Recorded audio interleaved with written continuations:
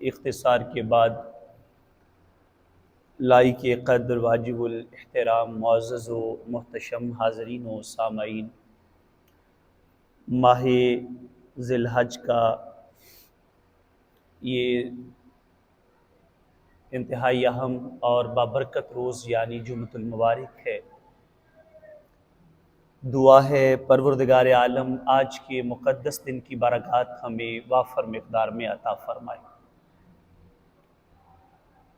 ان دنوں میں حاجیوں کے قافلے حرمین شریفین کی طرف رواں ہیں۔ کچھ افراد پہنچ چکے ہیں، کچھ راہ میں سفر میں ہیں، کچھ تیاریوں میں ہیں۔ دعا ہے پروردگار عالم تمام حجاج کرام کی اس عظیم عبادت کو اپنی بارگاہ کے اندر قبول و منظور فرمائے۔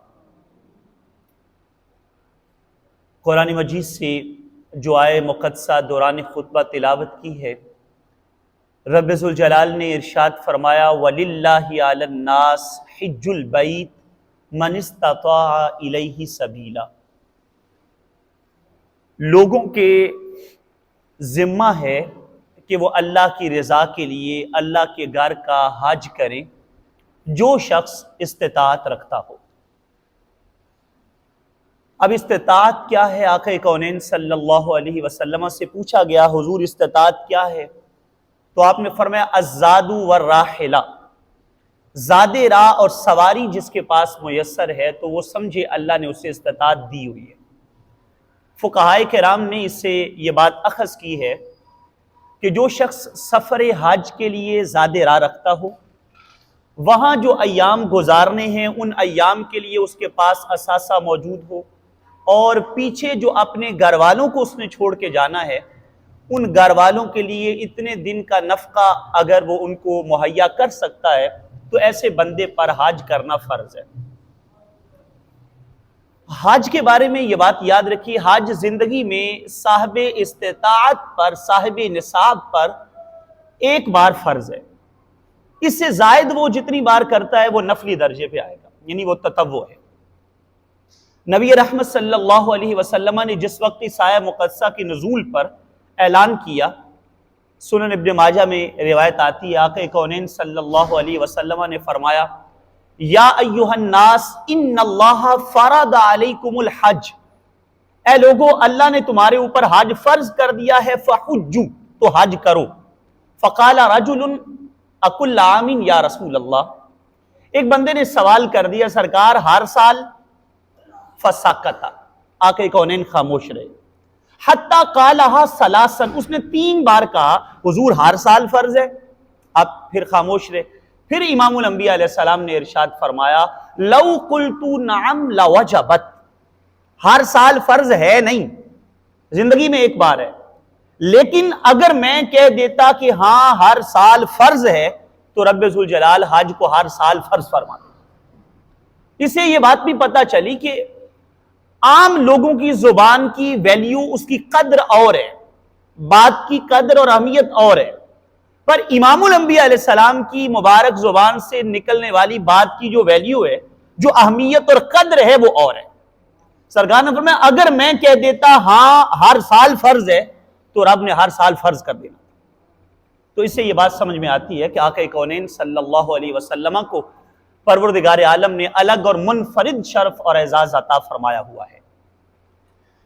حج بیت اللہ کی فرضیت کے بارے میں یہ بات ذہن میں رکھیں، حج 9 ہجری کو فرض ہوا ہے، یعنی ہجرت کے 9ویں سال حج کی فرضیت ہوتی ہے۔ نبی رحمت صلی اللہ علیہ وسلم خود حج پہ جانے کا ارادہ رکھتے تھے، لیکن چونکہ وہاں پہ مشرک بھی آتے تھے ان دنوں اور لوگ برہنہ طواف بھی کرتے تھے، تو اس لیے رسول پاک صلی اللہ علیہ وسلم آپ خود تشریف نہیں لے کے گئے، بلکہ آپ نے سیدنا صدیق اکبر رضی اللہ تعالی عنہ کو حج کا امیر بنا کے 300 افراد کی، 300 صحابہ کی قیادت ان کے ذمے سونپی اور ان کو قائد بنا کے حج کے لیے روانہ کیا۔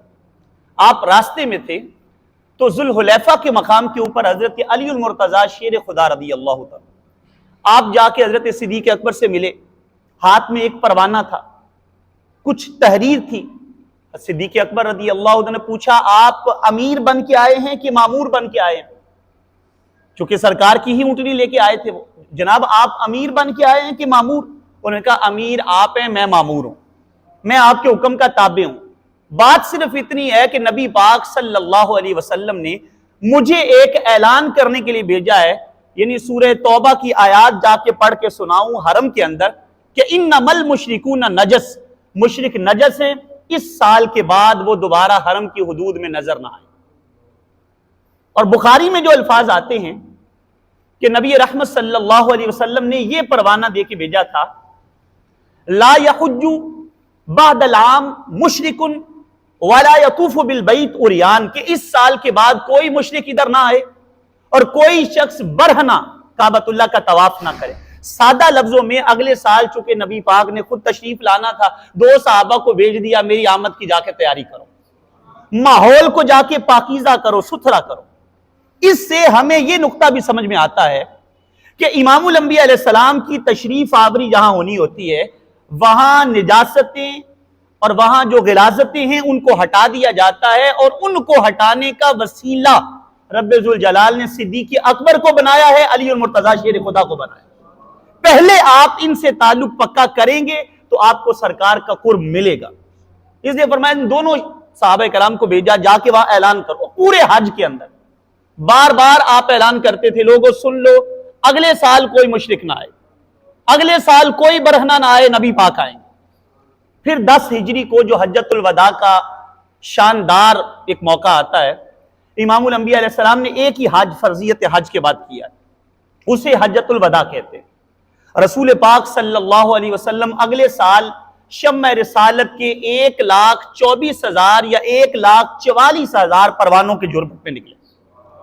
اتنے بڑے جرمٹ میں آپ نکلے اور آپ نے جا کے حج ادا کیا، اور وہیں پہ خطبہ حجۃ الوداع ہوتا ہے جسے اسلام کا بڑا بنیادی اور اساسی خطبہ کہا جاتا ہے. اور امام الانبیاء علیہ السلام نے اس میں عقائد، عبادات، اخلاقیات، معاملات، ہر چیز کو امام الانبیاء علیہ السلام نے بیان کیا. سادہ لفظوں میں پورے دین کا، پورے ایمان کا خلاصہ اور نچوڑ وہ خطبہ ہے جو سرکار نے وہاں ارشاد فرمایا. جہاں تک بات فضیلت حج کی ہے، بہت ساری روایات حج کی فضیلت میں ملتی ہیں. بخاری و مسلم کی معروف روایت ہے، سرکار نے ارشاد فرمایا من حج ھذا البیت فلم یرفث ولم یفسق رجع کما ولدتہ امہ، جس نے حج کیا اور اس میں کوئی فسق و فجور نہ کیا، کوئی جنگ و جدال نہ کیا، مکمل اس کے تقاضوں کو ملحوظ خاطر رکھتے ہوئے حج کیا، رجع کما ولدتہ امہ، وہ ایسے واپس لوٹا گویا آج ہی اس کی ماں نے اس کو جنم دیا ہے. پھر ایک دوسری روایت کے اندر جو ایک اور روایت جو کہ حضرت عبداللہ بن عمر رضی اللہ تعالی عنہما سے اور حضرت ابو ہریرہ رضی اللہ تعالی عنہ سے بھی مروی ہے، نبی رحمت صلی اللہ علیہ وسلم نے ارشاد فرمایا، سنن ابن ماجہ میں روایت آتی ہے، امام محمد بن یزید قزوینی ابن ماجہ اس کو لاتے ہیں، سرکار نے ارشاد فرمایا الحجاج والعمار وفد اللہ، حاجی بھی اور عمرہ کرنے والے بھی یہ دونوں اللہ کا وفد ہیں، رب کا وفد ہیں، یعنی رب کی جماعت ہیں. فرمایا ان کی شان کا اور مقام کا عالم یہ ہے، ان دعوہ اجابہم، اگر یہ اللہ کو پکاریں تو اللہ ان کی پکار کا جواب دیتا ہے، وَإِنِ اسْتَغْفَرُوهُ غَفَرَ لَهُمْ، اگر یہ اس سے بخشش مانگیں تو رب ذوالجلال ان کو بخش دیتا ہے، ان کے لیے معافی کا پروانہ جاری کر دیتا ہے، یہ ان پہ کرم برستا ہے. اور پھر آقا کونین صلی اللہ علیہ وسلم کا ایک اور فرمان جو موجم الصغیر میں ہے، آپ نے فرمایا دعا کی اللہ کی بارگاہ میں، اللہم اغفر للحاج، یا اللہ حاجی کی بھی بخشش کر دے، وَلِمَنِ اسْتَغْفَرَ لَهُ الْحَاج، اور یا اللہ جس کے لیے حاجی بخشش کی دعا کرے اس کو بھی بخش دے، حج کرنے والے کو بھی بخش دے اور حاجی جس کے لیے بخشش کی دعا کرتا ہے اسے بھی بخش دے. ایک اور روایت سنوان پہ امام الانبیاء علیہ السلام کا فرمان، آپ نے فرمایا اذا لقیت الحاج، جب تیری حاجی سے ملاقات ہو، فرمایا فسلم علیہ، اس کو سلام کہہ، وصافحہ، اور اس سے مصافحہ کر، ومرہ، اور اس سے گزارش کر، ریکویسٹ کر، ان یستغفر لک قبل ان یدخل بیتہ، کہ گھر میں جانے سے پہلے پہلے تجھے مغفرت کی دعا دے. یعنی حاجی کے راستے میں کھڑا ہو جا، جب وہ آئے اس کو سلام کر، مصافحہ کر اور گزارش کر وہ تیرے لیے دعا کرے. فرمایا فَإِنَّهُ مَغْفُورٌ لَهُ, تو نہیں جانتا حاجی وہ ہے جس کے گناہ اللہ نے بخش دیے ہو, اس کی خطاؤں پہ معافی کا قلم پھیر دیا ہو. اور مصنف ابن ابی شیبہ میں جو روایت آتی ہے, حضرت عمر رضی اللہ تعالیٰ سے پوچھا گیا کتنے دن تک حاجی کی دعائیں سنی جاتی ہیں؟ آپ نے فرمایا ماہ ذی الحج کے دن بھی, محرم کے دن بھی, سفر کے دن بھی, اور ربیع الاول کے اندر بھی رب ذوالجلال اس کی ساری دعاؤں کو قبول فرماتا. جو جو دعا کرتا ہے پروردگار عالم اس کی دعاؤں کو اپنی بارگاہ میں قبول فرماتا. ایک بڑی خوبصورت روایت جو صحیح ابن حبان میں آتی ہے, راوی حضرت عبداللہ بن عمر رضی اللہ تعالیٰ عنہ ہے. آپ فرماتے ہیں سرکار دو عالم صلی اللہ علیہ وسلم کی بارگاہ میں ایک انصاری صحابی آئے. کچھ سوالات تھے ان کے, وہ کرنے کے لیے آئے. ابھی بیٹھے ہی تھے تو قبیلہ بنو ثقیف کا ایک بندہ بھی آ گیا, حاضر خدمت ہوا, بیٹھا, سرکار میرے کچھ سوال ہیں. آپ نے فرمایا پہلے یہ انصاری آیا ہوا ہے, پہلے اس کا نمبر ہے. یہ انصاری صحابی پہلے آئے ہوئے ہیں, پہلے ان کا نمبر ہے. قربان جائے ان لوگوں کے انداز پہ. وہ انصاری صحابی عرض کرتے سرکار میں تو ادھر کا ہی رہنے والا ہوں, پردیسی ہے, پردیسیوں کا نمبر پہلے ہونا چاہیے, آپ اس کے سوال پہلے سن لیں. اللہ اکبر. امام الانبیاء علیہ السلام نے ان کے سوالات سنے, سن کے ان کو جوابات دیے. اب اس انصاری پہ سرکار کا خاص کرم ہوا, چونکہ ان کا ایثار دیکھا نا, قربانی دیکھی. اب کون ہے جو سرکار کی بارگاہ میں سوال و جواب کی بات ہونی ہو تو کسی کو ترجیح دے دے, مگر سرکار اس کو پہلا نمبر دے دے. امام الانبیاء علیہ السلام نے ان پہ خصوصی نظر کرم فرمائے. روایت کے لفظ سنیے گا, کہتے ثم اقبل علی الانصاری, پھر سرکار نے اپنا چہرہ اس انصاری صحابی کی طرف کیا. فقالا ان شئت اخبرتک عما جئت تسأل وان شئت سألتنی فاخبرک. فرمایا تیرے لیے خاص بات ہے, چاہے تو تو سوال کر میں جواب دیتا ہوں, اور چاہے تو سوال بھی میں آپ بتاتا ہوں, جواب بھی آپ بتاتا ہوں. جو سوال تو کرنے آیا ہے وہ سوال بھی آپ بتا دیتا ہوں, جواب بھی آپ بتا دیتا ہوں. قربان جائیں, بندہ مٹ جائے نہ آقا پہ وہ بندہ کیا ہے, بے خبر ہو جو غلاموں سے وہ آقا کیا ہے. حضور جانتے ہیں. سرکار نے فرمایا چاہو تو سوال کر لو, میں جواب دے دیتا ہوں, چاہو تو سوال بھی مجھ پہ چھوڑ دو, تیرے سوال بھی میں آپ بتاتا ہوں, جواب بھی دیتا ہوں.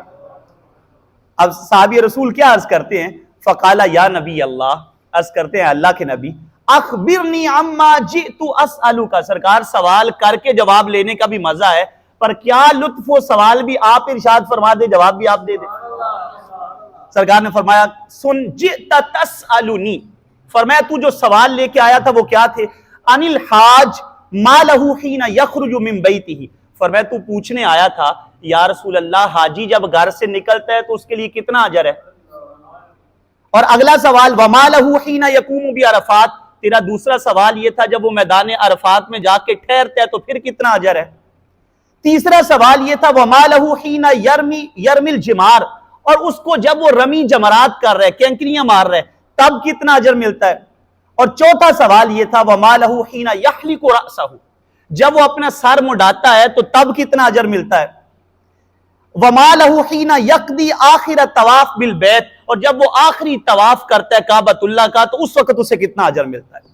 جب یہ باتیں سرکار نے فرمائی نا, اب وہ جو سوالی تھا نا, سوال کرنے والا جس کے سوال بھی سرکار آپ بتا رہے ہیں, تڑپ اٹھے.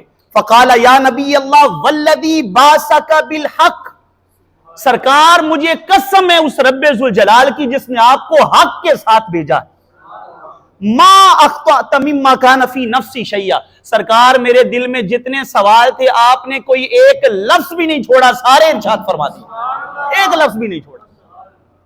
اب سوال پتہ چل گئے نا. اب سرکار نے فرمایا جواب سنو. قال فإن له حين يخرج من بيته ان راحلته لا تخطو خطوة الا كتب له بها حسنة او حطت عنه بها خطيئة. فرمایا وہ جب سواری پہ بیٹھ کے گھر سے چلتا ہے, سواری کے زمین پہ لگنے والے ہر قدم پہ گناہ معاف ہو جاتا ہے, اٹھنے والے ہر قدم پہ جو ہے وہ اس کے درجات بلند کر دیے جاتے ہیں. پھر ارشاد فرمایا فَإِذَا وَقَفَ بِعَرَفَةٍ, جب وہ میدان عرفات میں جا کے ٹھہرتا ہے, فَإِنَّ اللَّهَ عَزَّ وَجَلَّ يَنزِلُ إِلَى السَّمَاءِ الدُّنْيَا, تو رب ذوالجلال اپنی شان کے مطابق آسمان دنیا پہ نزول فرماتا ہے جیسے اس کی شان ہے. فیقول, اور فرماتا ہے انظروا الی عبادی شعثا غبرا, دیکھو میرے ان بندوں کو, کپڑے بھی غبار آلود, بال بھی بکھرے ہوئے, آ کے میرے حضور بیٹھے ہیں مجھے راضی کرنے کے لیے. تو فرشتوں کو رب ذوالجلال گواہ بنا کے کہتا ہے فاشہدوا گواہ ہو جاؤ انی قد غفرت لہم ذنوبہم، میں نے ان تمام بیٹھنے والے بندوں کے سارے گناہ معاف کر دیے۔ اور اگلی بات اس سے بھی بڑی ہے، رب ذوالجلال فرماتا ہے وَإِن كَانَ عَدَدَ قَطْرِ السَّمَاءِ وَرَمْلٍ عَالِجٍ، فرمایا اگرچہ آسمان سے برسنے والے بارش کے قطروں جتنے گناہ ہوں یا زمین پہ پڑے ہوئے ریت کے ذروں جتنے گناہ ہوں، میں نے سارے گناہ معاف کر دیے۔ اور پھر فرمایا وَإِذَا رَمَى الْجِمَارَ، جب وہ رمی جمرات کرتا ہے، کینکریاں مارتا ہے، لا يدری احد ما له حتى يوفاه یوم القیامہ، فرمایا اس کا اجر رب نے کسی کو بتایا نہیں ہے، رب قیامت کے دن بتائے گا کتنا اجر۔ اس کے اجر کی وسعتیں اتنی ہیں، اجر اتنا زیادہ ہے رمی جمرات کا، فرمایا اللہ قیامت کے دن وہ اجر عطا کرے گا۔ اور پھر فرمایا وَإِذَا حَلَقَ رَأْسَهُ، جب وہ سر کے بال مڈاتا ہے، فَلَهُ بِكُلِّ شَعْرَةٍ سَقَطَتْ مِنْ رَأْسِهِ، تو اس کے سر سے جتنے بال گرتے ہیں، نور یوم القیامہ، اللہ قیامت کے دن ہر بال کو اس کے لیے نور بنا دے گا، ہر بال کو اس کے لیے نور بنا، گویا ہر بال کے بدلے پروردگار عالم روز قیامت اس کے سر پہ نور کا تاج رکھے گا، اس کے سر کو نورانی کر دے گا۔ وَإِذَا قَضَى آخِرَ طَوَافِهِ بِالْبَيْتِ، اور جب وہ آخری طواف کرتا ہے بیت اللہ کا، خَرَجَ مِن ذُنُوبِهِ كَيَوْمٍ وَلَدَتْهُ أُمُّهُ، تو اپنے گناہوں سے ایسے پاک ہو جاتا ہے گویا آج ہی اس کی ماں نے اس کو جنم دیا۔ یہ حج کی فضیلت اور برکات ہے۔ حج کی دیگر بہت ساری فضیلتیں، بہت ساری برکات ہیں، لیکن ہر عبادت کا ایک مقصد اور اس کی ایک روح ہوا کرتی ہے، اس کے اندر جو سمجھنے والی بات ہوتی ہے۔ تو جس طرح ہر عبادت کی جان اخلاص اور تقوی ہے، اسی طرح حج کے اندر بھی اخلاص اور تقوی ضروری ہے۔ پروردگار عالم نے ارشاد فرمایا وَمَا أُمِرُوا إِلَّا لِيَعْبُدُوا اللَّهَ مُخْلِصِينَ لَهُ الدِّينَ، حکم یہ دیا گیا ہے کہ جب بھی عبادت کرو خالصتاً اللہ کی رضا کے لیے کرو، عبادت خالص اللہ کے لیے ہونی چاہیے۔ اور حضرت امام غزالی لاتے ہیں، فرماتے العلم بذر والعمل زرع وماؤہ الاخلاص، علم بیج ہے، عمل کھیتی ہے، پانی خلوص ہے، یعنی اخلاص اتنا ضروری ہے، اتنا اہم ہے۔ اب یہاں پہ ایک بات بڑی درد کی بات اور تکلیف کی بات ہے، ہمارے ہاں ایک عجیب ٹرینڈ بن گیا ہے، ایک عجیب رسم چل پڑی ہے کہ ہاتھ میں موبائل لیے، احرام باندھا ہوا ہے جناب تو موبائل پکڑا ہوا ہے ہاتھ میں، طواف کعبہ کر رہے ہیں، ادھر چکر لگا رہے ہیں، طواف کی عبادت کر رہے ہیں، ساتھ پھر موبائل ہے، صفا مروہ کی سائی ہے، موبائل ساتھ، ویڈیو بنائی جا رہی ہے ساتھ ساتھ، وقوف عرفہ ہے، موبائل ساتھ، رمی جمرات، ہر کام میں، ہر معاملے میں موبائل کو ساتھ رکھا ہوا ہے، حتیٰ کہ در رسالت مآب صلی اللہ علیہ وسلم کی حاضری ہے، سرکار کے در پہ حاضری ہے، اس بارگاہ کے اندر جس کے بارے میں حضرت اقبال کہتے ہیں ادب گاہست زیر آسماں، از عرش نازک تر نفس گم کردہ می آیت جنید و بایزیدی جا، کہتے آسمان سے نیچے زمین کا ایسا خطہ ہے جو عرش سے بھی نازک تر ہے، اور جہاں جنید و بایزید جب آتے ہیں تو سانس لینا بھی بھول جاتے کہ یار سانسوں کے شور سے بے ادبی نہ ہو جائے اس بارگاہ کی۔ اور ہمارے ہاں لوگوں نے عجیب تماشا بنا دیا، ہر معاملے کے اندر جو ہے وہ تصویر کشی، موبائل سے جو ہے وہ تصاویر بنانا، ویڈیو بنانا، اس معاملے کو عبادت کا جز بنا دیا۔ کاش یہ لوگ ان اسلاف کے انداز کو دیکھتے جن لوگوں نے حج بیت اللہ کے لیے جب احرام باندھے تو ان کے بدن کے اوپر جو ہے وہ وارد ہونے والی کپ کپی کا عالم کیا تھا۔ حضرت امام زین العابدین رضی اللہ تعالیٰ جب حج بیت اللہ کے لیے احرام باندھا، آپ جانے لگے بدن پہ پہنا ہوا احرام میں، آپ تو زبان سے چونکہ تلبیہ کہنا ہے، لیکن آپ کی آنکھوں سے زارو زار آنسوں کی جھڑیاں لگی ہوئی ہیں، تلبیہ زبان پہ جاری نہیں ہو رہا۔ کسی نے کہا حضور آپ تلبیہ کیوں نہیں پڑھ رہے؟ آپ فرماتے ڈر رہا ہوں اللہ۔ یہ امام زین العابدین ہے رضی اللہ۔ کون؟ حضرت امام حسین کے بیٹے۔ کون؟ حضرت امام علی مقام امام حسین رضی اللہ تعالیٰ عنہ کے بیٹے، اور امام حسین سیدہ کائنات سیدہ طیبہ طاہرہ رضی اللہ تعالیٰ عنہ کے بیٹے۔ وہ امام زین العابدین کہہ رہے میں ڈر رہا ہوں کہیں میں جب یہ کہوں کہ لبیک اللہم لبیک، اے اللہ میں تیری بارگاہ میں حاضر ہوں، تو ڈرتا ہوں کہیں آگے سے یہ آواز نہ آ جائے لا لبیک، تو حاضر ہی نہیں ہے۔ اتنا ڈر اور اتنا خوف ان کی طبیعت میں ہے، اور آج لوگوں نے عجیب مزاج بنا دیا۔ امام باقر رضی اللہ تعالیٰ کا مزاج بھی دیکھیے۔ کون امام باقر؟ امام زین العابدین کے بیٹے رضی اللہ تعالیٰ۔ حضرت امام باقر رضی اللہ تعالیٰ آپ کعبۃ اللہ کے سامنے گئے، کعبۃ اللہ پہ جب نگاہ پڑی نا تو آنکھوں سے آنسوؤں کی جڑیاں لگی، اتنا روئے، حتیٰ کہ قریب کے لوگوں نے کہا جناب آپ اتنا کیوں روتے ہیں، آپ اتنی آہوزاری کیوں کرتے ہیں؟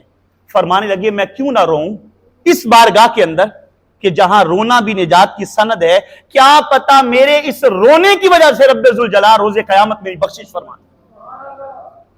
یہ امام باقر کہہ رہے ہیں رضی اللہ تعالی۔ اتنی عالی مرتبت ہستیوں کا انداز یہ ہے۔ حضرت سیدنا فضیل ابن عیاض رحمت اللہ تعالی علیہ اپنے شاگرد و مرید کے ساتھ کعبۃ اللہ کا طواف کر رہے ہیں، شاگرد آگے آپ نے اس کے کندھے پہ ہاتھ رکھا ہوا ہے، تو اس کے دل کے اندر خیال آ گیا، وہ کہتے ہیں میرے دل میں خیال آیا کیا میرا مقام ہے، اپنے پیر کے ساتھ، اپنے استاد کے ساتھ، شیخ کے ساتھ آیا ہوا ہوں، اور پیر بھی اتنی شانوں والا، اتنے رتبے والا، فضیل ابن عیاض ولیوں میں بڑے نامور ہستی ہیں، تو میرا تو بڑا مقام ہے، میں طواف کر رہا ہوں۔ کہتے دل میں ادھر یہ خیال آیا تو حضرت فضیل ابن عیاض نے کندھا دبایا، میرے کندھے کو دبا کے کہا ان کنت تظن انہ شاہد ھذا الموسم شر منی ومنک فبئس ما ظننت۔ کہا کیا سوچ رہے، ہم دونوں بڑے اچھے ہیں جو یہاں پہ آئے ہوئے ہیں۔ فرمایا یاد رکھ یہ جو خیال آیا اس خیال کو دور کر دے، اصل بات یہ ہے پورے جھرمٹ میں، پورے مجمع میں مجھ سے اور تجھ سے برا اور کوئی نہیں۔ انداز ان لوگوں کا، اللہ والوں کا یہ رہا ہے، یہ مزاج رہا ہے۔ اگر یہ مزاج پڑھ لیا جائے اور سن لیا جائے تو کم از کم یہ تصویر کشی کا مزاج تو بدلے، ہم یہ تو سمجھیں کہ یار ہم آئے کدھر ہیں، ہم کس بارگاہ کے اندر کھڑے ہیں، پروردگار عالم کی بارگاہ میں آئے ہوئے ہیں، کعبۃ اللہ کا طواف کر رہے ہیں، اور اس مقدس مقامات پہ کھڑے ہیں جہاں لوگ روتے رہے ہیں، اور آج سارے کا سارا دین تصویر کشی کو بنا دیا گیا۔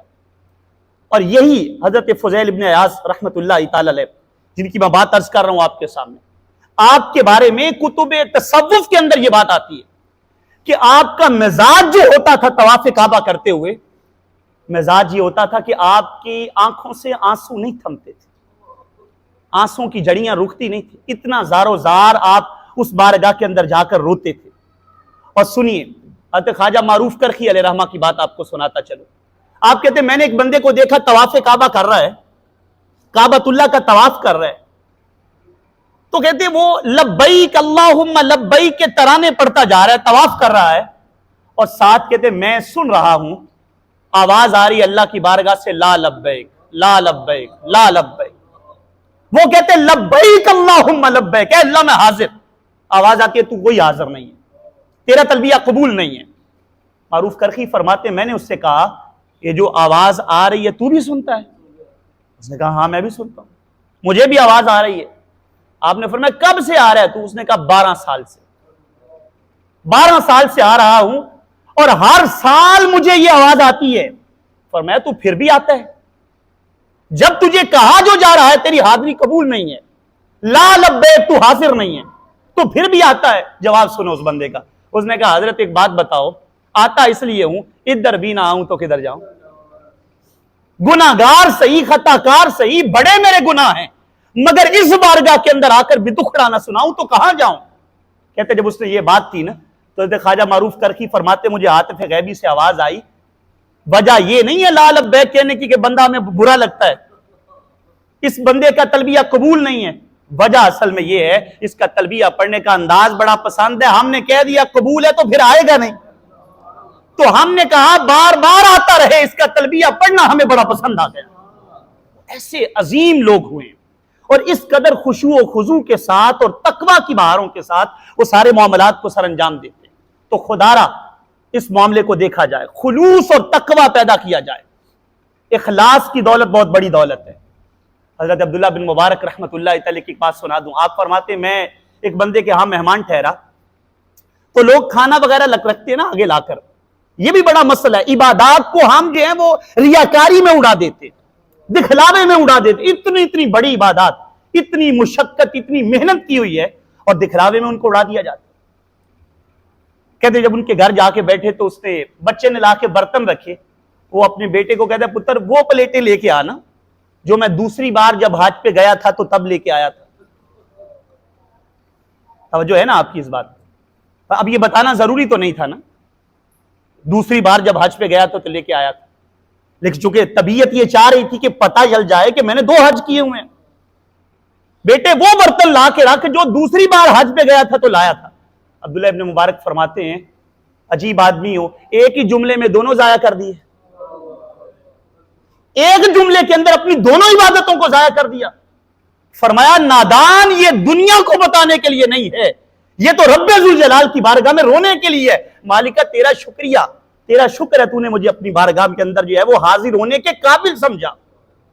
مگر ہمارے ہاں یہ مزاج بڑا عجیب بن گیا۔ خدارا تقوی اور خلوص کی بہاریں ضروری ہیں، ان کو جن لوگوں کو حج کی سعادت ملتی ہے ان کو شامل رکھیں۔ جب ان کو شامل رکھیں گے تو وہ بہاریں اور بڑھ جائیں گی، وہ برکتیں اور بڑھ جائیں گی۔ حج کا ایک اور بڑا اہم مقصد اور بہت بنیادی مقصد وہ یادگاری اسلاف ہے، اپنے بزرگوں کی یاد کو تازہ رکھنا، اللہ والوں کی یاد کو تازہ رکھنا، یہ بڑا اہم مقصد ہے۔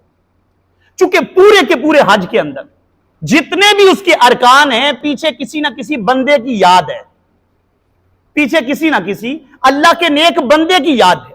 طواف بھی یادگار ہے اللہ کے نبیوں کی، حجر اسود کو چومنا ہمارے پیارے آقا و مولا امام الانبیاء علیہ السلام کی یادگار ہے۔ صفا مروہ کی سعی یہ حضرت ہاجرہ سلام اللہ علیہا کی یادگار ہے۔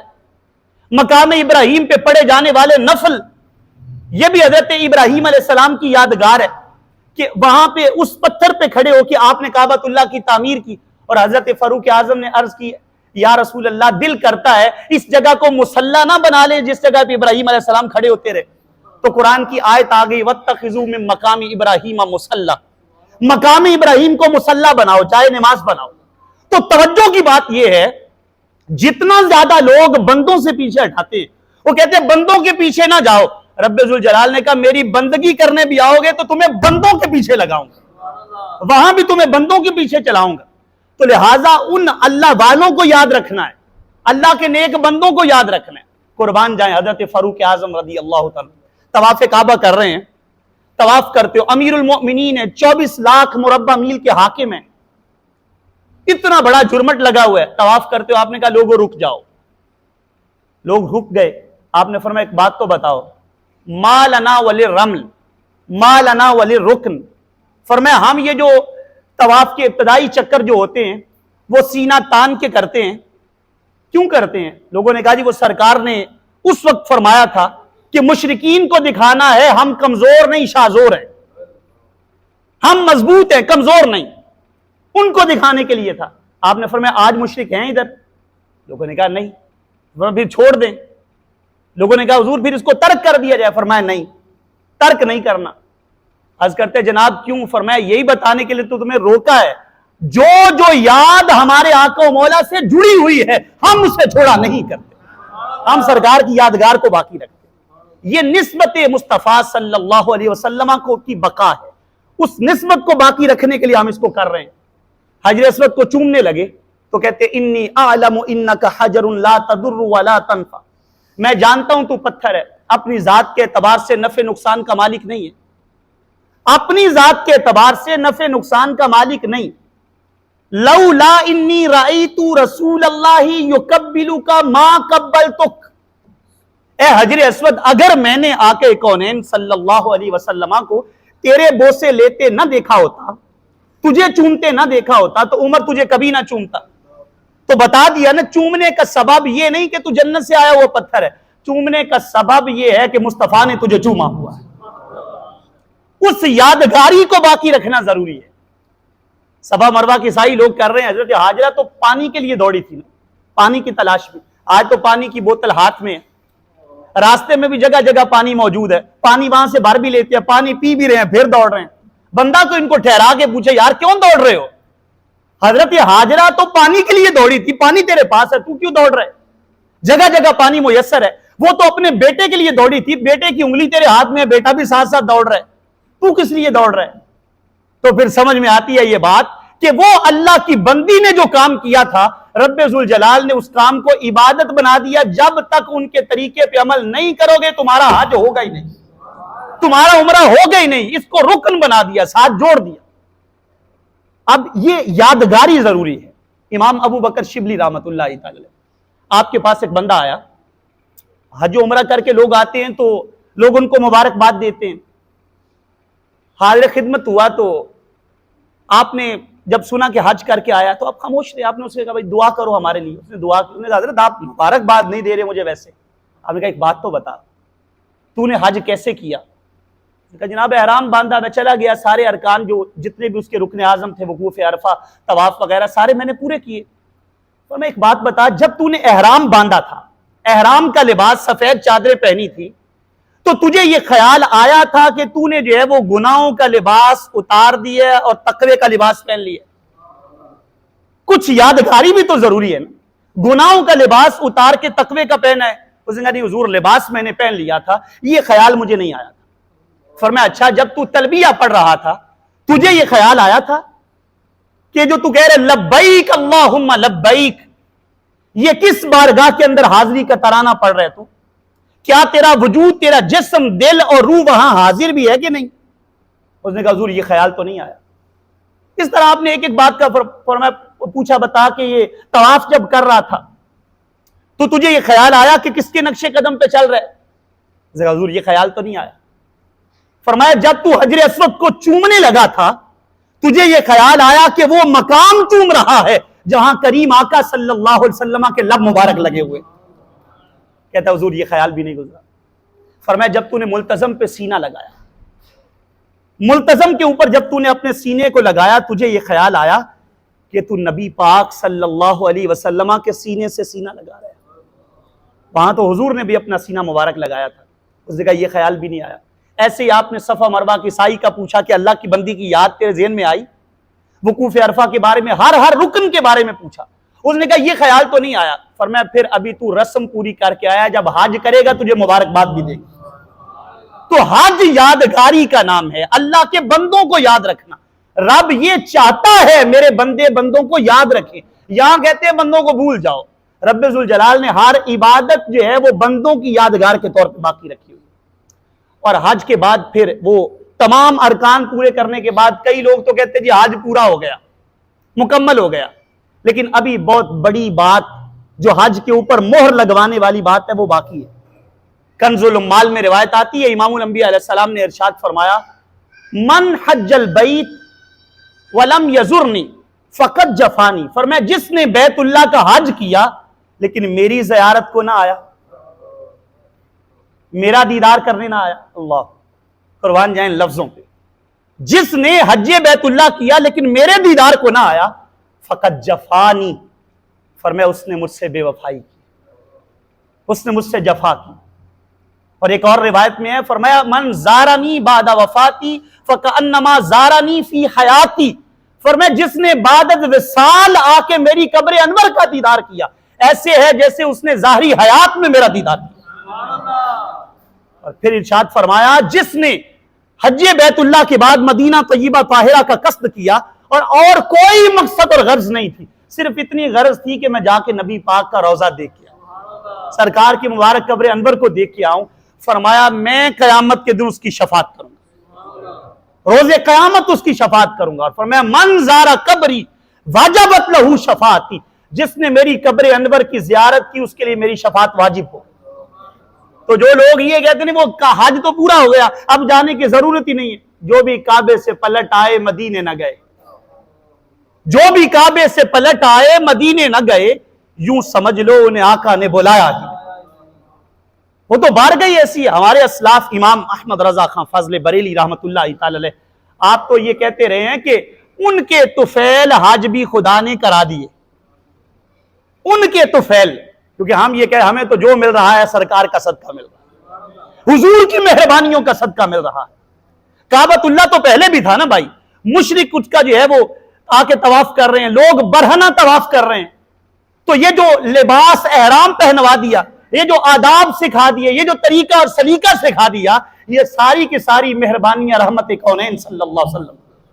ان کے طفیل حج بھی خدا نے کرا دیے. اصل مراد حاضری اس پاک در کی ہے. اور حضرت اقبال فرماتے تو فرمودی رہے بتہا گرفتے.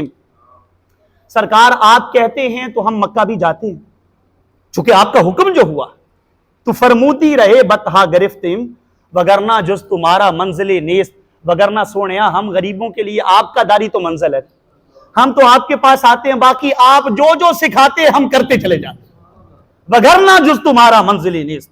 आला हजरत इमाम अहले सुन्नत इमाम अहमद रजा खान फजल बरेली रहमतुल्लाह हज के लिए गए ना, पहली बार 24 से 25 साल की उम्र है, ऐन शबाब का और जवानी का आलम है। जवानियां वो जवानियां हैं जिन जवानियों में इंसान के सीने में नबी पाक का इश्क ठाठे मार रहा हो। दिल है वो दिल जो तेरी याद से मामूर रहा।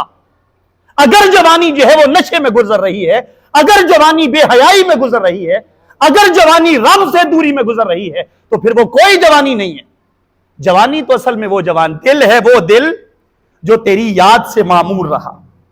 दिल है वो दिल जो तेरी याद से मामूर रहा। सर है वो सर जो तेरे कदमों पे कुर्बान गया। नेमतें बांटता जिस समत वो जीशान गया, साथ ही मुंशी रहमत का कलम दान गया।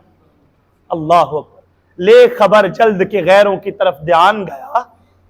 इमाम आले सुन्नत का अंदाज देखो। हुजूर मेहरबानी कीजिए हमारा ध्यान अपनी बारगाह से हटने ना दे। ले खबर जल्द के गैरों की तरफ ध्यान गया, मेरे आका मेरे मौला मैं तेरे कुर्बान गया। मेरे आका मेरे मौला तेरे कुर्बान गया। आला हज़रत वहां से जो तराना पढ़ते निकले थे ना, वो तराना क्या था? वो कलाम जो आज हर एक जुबान पे जारी होता है, हाजियो आओ शहनशाह। अच्छा, एक यहां से पढ़ना है और एक वहां काबा से जब चले बंदा मदीने की तरफ, मक्का शरीफ से मदीना तय्यबा ताहिरा की तरफ जाए और फिर ये तराना पढ़ता हुआ जाए, साथ वालों को कहे हाजियो आओ ना शहनशाह का रोजा देखो। काबा तो देख लिया, अब काबे का भी काबा देखो। आबे जमजम तो पिया, खूब बुझाई प्यासे, आओ अब साकी कौसर का भी दरिया देखो। और गौर से सुन तो रजा काबे से आती है सदा, मेरी आंखों से मेरे शाह का रोजा देखो। ये इमाम अहले सुन्नत का अंदाज है। मदीना तय्यबा ताहिरा में हाजिरी दी, दूसरी बार फिर हाजिर हुए 55 साल की उम्र में, सफेद बाल दाढ़ी में, सर में, सरकार के दर अक़दस पे हाजिर होते हैं, जाके हाजिरी दे के जाके सो जाते हैं, फिर हाजिर होते हैं जाके सो जाते हैं, फिर हाजिर होते हैं सो जाते हैं। लोग कहते हैं सरकार आप ये क्या कर रहे हैं? फरमान लगे दिल करता है इधर हाजिरी दूं रोजा देखूं, उधर ख्वाब में कमली वाले आका का दीदार हो जाए, ख्वाब में सरकार का जलवा नजर आ जाए। जब बार बार ये काम करने से वो दीदार की दौलत ना मिले, वो करीमों की मर्जी होती है वो मेहरबानी कब करते हैं, वो मालिकों की मर्जी होती है ना वो निगाह करम कब फरमाते हैं। वक्त मुकर्रर होता है, ए रजा हर काम का एक वक्त है, ए रजा हर काम का एक वक्त है, दिल को भी आराम हो ही जाएगा।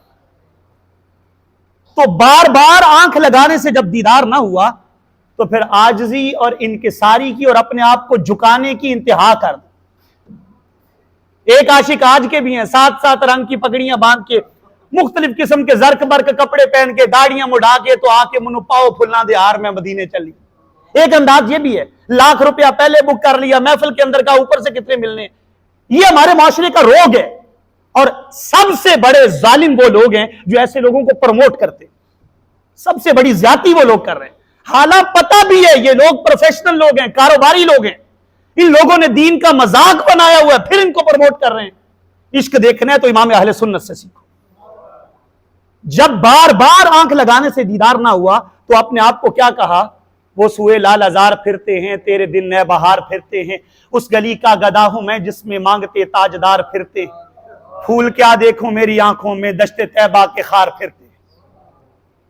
लाखों कुदसी हैं काम खिदमत पर, लाखों गिरदे मजार फिरते हैं, आए कासिम वो क्या जगह है जहां 5 जाते हैं 4 फिरते हैं। और फिर आगे क्या कहा आखिर पर? कोई क्यों पूछे तेरी बात रजा। जब इंसान अपने आप को इतना नीचे लाएगा ना तो करम फरमाइयां होंगी। कोई क्यों पूछे तेरी बात रजा, तुझसे कुत्ते हजार फिरते। जब ये जुमला कहा तो वो दीदार जो पहले ख्वाब में नहीं मिल रहा था, अब जागती आंखों से कमली वाले आका ने अपना दीदार करवा दिया। और दीदार करके वो तराना पड़ा था, चमक तुझसे पाते हैं सब पाने वाले, मेरा दिल भी चमका दे चमकाने वाले, हरम की जमीन और कदम रख के चलना, अरे सर का मौका है वो जाने वाले। और फिर देख कर कह रहे थे तू जिंदा है वल्लाह, तू जिंदा है वल्लाह, मेरे चश्मे आलम से चुप जाने वाले। ये तराना देख के कहा था। तो जो इश्क रखने वाले हैं ना मदीना तय्यबा ताहिरा से, वो ये नहीं कहते कि मक्का से हज हो गया मदीने जाने की लोड़ नहीं। पूछो इमाम मालिक रहमतुल्लाह तआला से, जिन्होंने सारी जिंदगी मदीना की धरती पे गुजार दी, पूरी उम्र गुजार दी वहां। इमाम मदीना आपको कहा जाता है। قضائے حاجت کے لیے بھی جانا ہوتا تو باہر نکلتے ہوئے آپ آہستہ آہستہ جا رہے ہوتے. زندگی بھر مدینہ میں قضائے حاجت نہیں کی. باہر نکلتے مدینہ طیبہ طاہرہ کی حدود سے باہر جا رہے ہوتے تو آہستہ آہستہ جا رہے ہوتے, باہر سے واپس آ رہے ہوتے تو دوڑتے ہوئے آ رہے ہوتے. لوگ کہتے حضور سبب کیا ہے؟ فرماتے آہستہ آہستہ اس لیے جاتا ہوں, موت آنی ہے تو ادھر ہی آ جائے, اور باہر سے دوڑتا ہوا اس لیے آتا ہوں کہیں مدینے سے باہر موت نہ آ جائے. اور وہ امام مالک جن کے شاگرد امام شافعی جیسی ہستیاں ہیں, امام محمد بن ادریس شافعی رحمت اللہ تعالی علیہ فرماتے میں نے امام مالک کے دروازے پہ اعلیٰ نسل کے گھوڑے بندے ہوئے دیکھے, اعلیٰ نسل کے. میں نے کہا حضرت گھوڑے سواریاں بندی ہوئی ہیں, سفر آپ پیدل کر رہے ہوتے, سواریاں اعلیٰ نسل کی موجود ہوں, ترکی نسل گھوڑے موجود ہوں, بندہ پیدل جا رہا ہو, جی آپ پیدل جا رہے ہوتے, فرماتے مجھے نہیں چاہیے, تجھے چاہیے تو لے جا, آپ کو چاہیے تو ساری سواریاں لے جاؤ. کہا حضور آپ کو کیوں نہیں چاہیے, سواری پہ نہیں بیٹھنا؟ اللہ کہتے مجھے مدینے کی دھرتی پہ سواری پہ بیٹھتے ہوئے شرم آتی, کہیں ادھر سواری نہ دوڑاتا پھروں جہاں نبی پاک کے قدم لگے ہو. مدینہ طیبہ طاہرہ میں چلتے تھے تو گلیوں کے ساتھ لگ لگ کے چلتے تھے, کندھے سے کپڑا گھس جاتا تھا, کپڑا پھٹ جاتا تھا, قمیض پھٹ جاتی. لوگ کہتے حضرت آپ اتنا دیواروں سے لگ لگ کے کیوں چلتے ہیں؟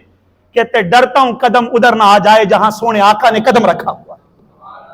یہ امام مالک ہیں. آپ سے پوچھا گیا حضرت آپ اتنا پیار کرتے ہیں آقا کونین صلی اللہ علیہ وسلم سے, کبھی محبوبوں نے اپنا دیدار بھی کروایا ہے؟ کبھی سرکار نے کرم فرمایا دیدار کروایا؟ تو فرمانے لگے ما من لیلۃ الا وانا ارا فیھا حبیبی. تم کبھی کبھی کی بات کرتے ہو, میں تو جب بھی سوتا ہوں مصطفیٰ کا چہرہ میری آنکھوں کے سامنے ہوا. ما بت الا رأیت رسول اللہ, میں سو جاؤں یا مصطفیٰ کہتے کہتے, کھلے آنکھ صلی علی کہتے. تو اس لیے عشق والوں کا منشور یہ ہے, وہ مکہ المکرمہ میں بھی حاضری دیتے ہیں اور پھر وہ سرکار کے در پہ بھی حاضری دیتے ہیں. حضور کے در اقدس پہ حاضری دینا اپنے ایمان کا حصہ سمجھتے ہیں. دوستان جی وقار, یہ چند ایک باتیں جو آج کے اس موضوع سے متعلقہ تھی آپ کے گوش گزار کر دی. اب ایک ضروری بات سماعت کر لیجئے. ایک تو مسئلہ ہے, میں نے پہلے بھی آپ کی گوش گزار کیا کہ منگل سے یعنی 9ویں ذی الحج کی نماز فجر سے 13ویں ذی الحجہ کی نماز عصر تک تکبیرات تشریق ہیں. اللہ اکبر لا الہ الا اللہ اللہ اکبر وللہ الحمد. ہر فرض نماز کے بعد ایک بار پڑھنا واجب اور 3 بار پڑھنا جو ہے وہ مستحب ہے. تو اس کو ہر فرض نماز با جماعت کے بعد 9ویں ذی الحج یعنی بروز منگل کی فجر سے اس کو شروع کریں گے اور 13ویں ذی الحج کی عصر سمیت اس کو پڑھا جائے گا.